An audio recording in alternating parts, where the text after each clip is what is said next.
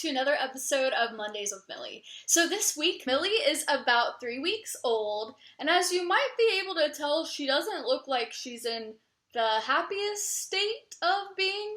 She and I just got out of a torrential downpour, so if you happen to be in Athens, Georgia right now, you might know what I'm talking about. There's a lot of wind and rain going on right now. But I guarantee by tomorrow she'll look a lot better.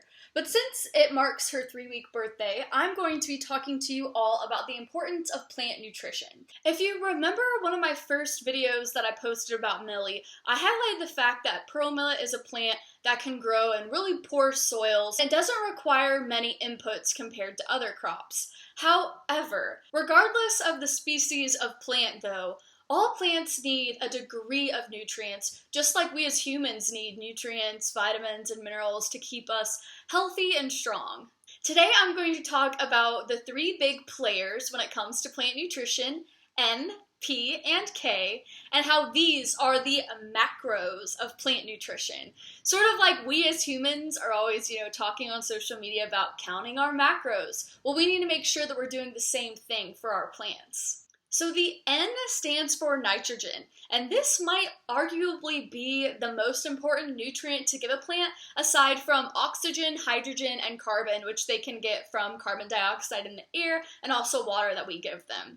So this nitrogen is involved in a lot of plant processes. It allows plants to be able to make proteins it needs to grow bigger leaves, grow bigger stems, but there can be such thing as too much of a good thing. If plants are getting too much nitrogen, like they naturally tend to want to take up, then they might grow leaves and foliage just fine, but might not produce fruits or flowers. Also, when we think about pearl millet specifically, too much nitrogen can cause plants' stems to dramatically elongate, and this can cause a problem with lodging.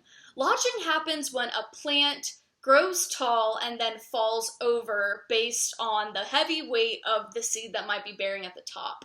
And unfortunately, whenever plants lodge and tilt over, pre-harvest yield loss becomes an issue because these seeds are falling off their plants before farmers are able to get their hands. You might be able to spot a plant that's deficient in nitrogen whenever its growth is stunted and there's yellowing at the leaves. The P in our N, P, and K stands for phosphorus. Phosphorus allows the plant to grow roots, make flowers, and increase their seed size by taking energy from one part of the plant and transferring it to another part. You might be able to spot a plant that doesn't have enough phosphorus if you see purpling or dark green color at the edge of their leaves. Their growth will also be stunted. Now our final member of the plant nutrient 3 musketeers is K. K stands for potassium. Potassium is important for a plant's overall vigor, meaning that it's big and strong and that it's able to develop all of its organs properly.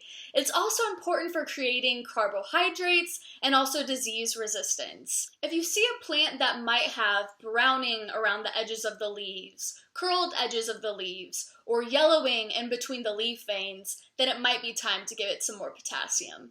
So in the wild and natural field conditions, pearl millet can often go without added nutrients because its roots allow it to take up residual nutrients that might be left in the soil. However, I've been planting Millie the way I might plant a house plant, in the sense that I'm not using regular field conditions and I'm keeping her in a pot where no other plants have been grown. So that means that it's critical that I give her the nutrients that she needs. Today I'm going to be giving her Osmocote. And Osmocote is a fertilizer that you can use on a lot of different plants, and again it has those 3 components N, P, and K.